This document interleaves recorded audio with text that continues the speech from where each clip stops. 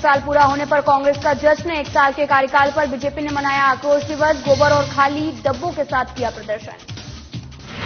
सोलन में बीजेपी कार्यकर्ताओं ने निकाली जन आक्रोश रैली। कांग्रेस सरकार के 1 साल के विरोध में निकाली रैली। कांग्रेस की नाकामियों को उजागर करना रैली का उद्देश्य।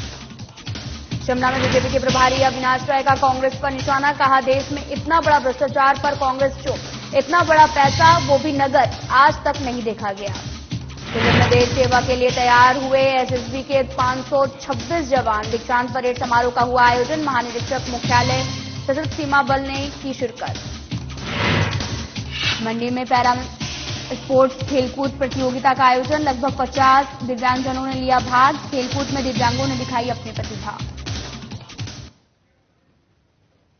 नमस्कार, मैं हूं आपके साथ अंकिता पाल। बुलेटिन की शुरुआत करते हैं। कांग्रेस सरकार के 1 साल का कार्यकाल पूरा होने पर एक तरफ जहां कांग्रेस धर्मशाला में जश्न मना रही है, वहीं बीजेपी प्रदेश भर में कांग्रेस के 1 साल के कार्यकाल को आक्रोश दिवस के रूप में मना रही है। प्रदेश के 10 जिलों में बीजेपी सड़कों पर उतरकर सरकार के खिलाफ धरना प्रदर्शन कर रही है। और साथ ही आपको बता दें कि राजधानी शिमला में धरना प्रदर्शन का आयोजन भी किया गया, जहां पर कांग्रेस के बीजेपी प्रदेश अध्यक्ष डॉक्टर राजीव बिंदल, नेता प्रतिपक्ष जयराम ठाकुर समेत कई बड़े नेता प्रदर्शन में शामिल हुए। इस दौरान खासकर महिलाएं गोबर और खाली डिब्बे लेकर प्रदर्शन करती नजर आई। और इस मौके पर नेता प्रतिपक्ष जयराम ठाकुर ने कांग्रेस के 1 साल के कार्यकाल को कुशासन का कार्यकाल करार देते हुए कहा कि इस 1 साल में प्रदेश में चारों तरफ हाहाकार मचा हुआ है। महंगाई आसमान छू रही है और ऐसे में कांग्रेस सरकार प्रदेश में जश्न मना रही है। वहीं बीजेपी प्रदेश अध्यक्ष डॉक्टर राजीव बिंदल ने भी कांग्रेस सरकार पर निशाना जमकर साधा। उन्होंने कहा कि सरकार की तरफ से जन कल्याणकारी योजनाओं पर रोक लगाई गई और इस सरकार में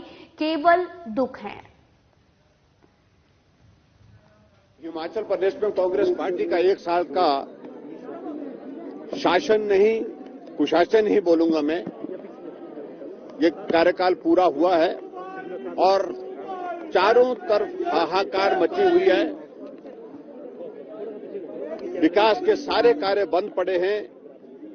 महंगाई, जिस पर वो बहुत बातें करते थे, वो इनके नियंत्रण में नहीं है। डीजल की कीमत 7 रुपए बढ़ गई। 30 रुपए सीमेंट की कीमत बढ़ गई 1 साल के छोटे से कार्यकाल में। और इसके अलावा 1000 से ज्यादा संस्थान हिमाचल प्रदेश में बंद कर दिए। 15,000 के करीब हिमाचल प्रदेश में त्रासदी जो बरसात के कारण हुई, लोगों के घर चले गए। 500 लोगों की जिंदगी इस त्रासदी में चले गई। लेकिन उसके बावजूद भी कांग्रेस पार्टी आज 1 साल का जश्न मना रही है। और मैंने इस बात को लेकर के पहले भी कहा था, अगर थोड़ी सी भी अगर लज्जा होगी तो मुझे लगता है कि कांग्रेस के बड़े नेता उस रैली का हिस्सा नहीं बनेंगे। कांग्रेस सरकार जश्न मनाने में जुटी है और हिमाचल की जनता त्रस्त है, महंगाई से त्रस्त है, लॉ एंड ऑर्डर की बिगड़ती स्थिति से त्रस्त है, गारंटियों की इंतजार में त्रस्त है, बेरोजगार परेशान है और सरकार मस्त है। इतना ही मुझे कहना कि इनका कोई अधिकार आज जश्न मनाने का नहीं है। इसलिए भारतीय जनता पार्टी आक्रोश दिवस मना रही है पूरे हिमाचल में। और हम जन जन तक जाएंगे और जनता को चेताएंगे, वो झूठी गारंटियां आज ये पूरी नहीं कर पा रहे हैं और उसके लिए हम आक्रोश दिवस मना रहे हैं। तो वहीं सोलन में प्रदेश सरकार के 1 साल की नाकामियों को भी उजागर करने के लिए बीजेपी ने जिला मुख्यालय जिला स्तरीय जन आक्रोश रैली का आयोजन किया, जिसमें बीजेपी नेताओं ने भी खाली रहे हैं।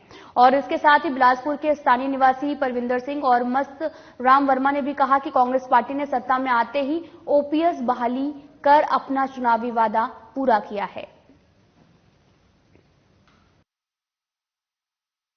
मेरे हिसाब से ये कार्यकाल जो है कांग्रेस सरकार का, वो आशाजनक रहा है। पर बीच में व्यवधान जो प्राकृतिक आपदा आई, उसकी वजह से जितनी प्रोग्रेस निकलनी चाहिए थी उसमें थोड़ा व्यवधान आया है।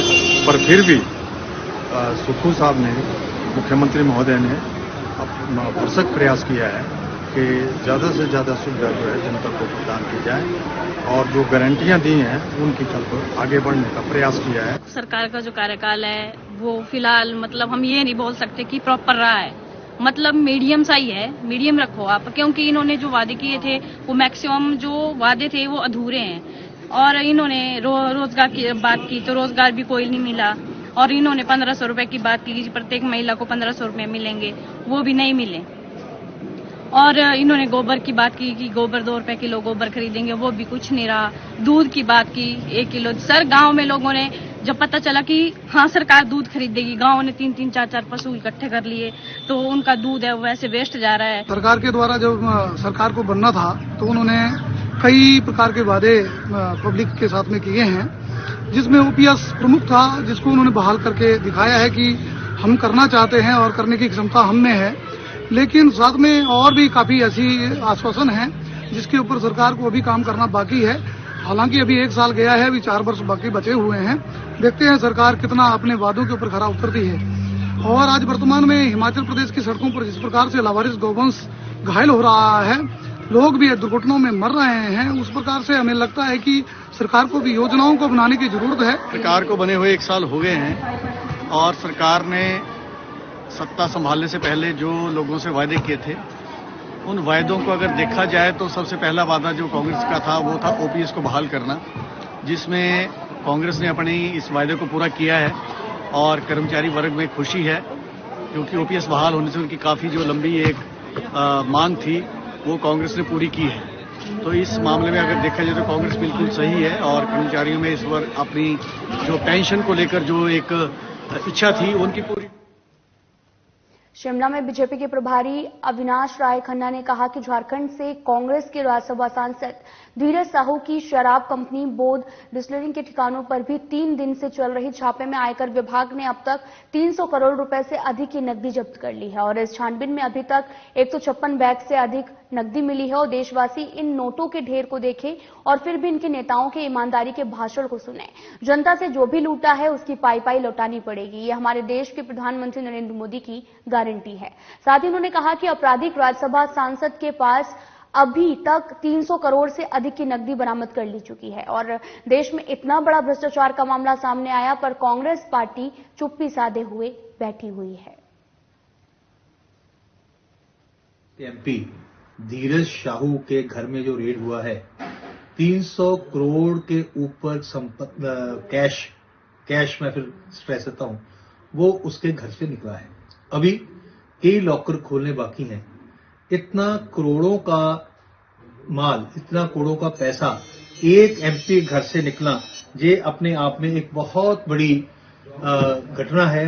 भ्रष्टाचार का ये बहुत बड़ा मुद्दा है जिसको कांग्रेस ने ना तो कंडेम किया, ना ही उस व्यक्ति को सस्पेंड किया, ना ही उसको पार्टी से निकाला। देश में कांग्रेस की जो छवि है, वो कांग्रेस का जो चेहरा है, वो आज जनता के सामने वर्दी में कुछ दिनों से एक पुलिस कांस्टेबल दुकानों में जाकर खाकी वर्दी की आड़ में पैसों की वसूली कर रहा था। यह जवान हिमाचल पुलिस का कांस्टेबल एसडीआरएफ शिमला में सेवाएं दे रहा है और आपको बता दें कि जिसकी पहचान शिव धीमन नाम से हुई है और पीड़ित दुकान मालिकों ने खुद के साथ हुई ठगी की शिकायतें और सीसीटीवी फुटेज बुद्धि पुलिस को दी जानकारी में साफ साफ नजर आ रहा है और पुलिस जवान दुकान मालिकों से किसी न किसी बहाने से पैसे ऐंठ रहा। वहीं बद्दी पुलिस ने भी मामले की गंभीरता से कार्यवाही करते हुए कांस्टेबल के खिलाफ धोखाधड़ी का मामला दर्ज कर पूछताछ लगातार की जा रही है।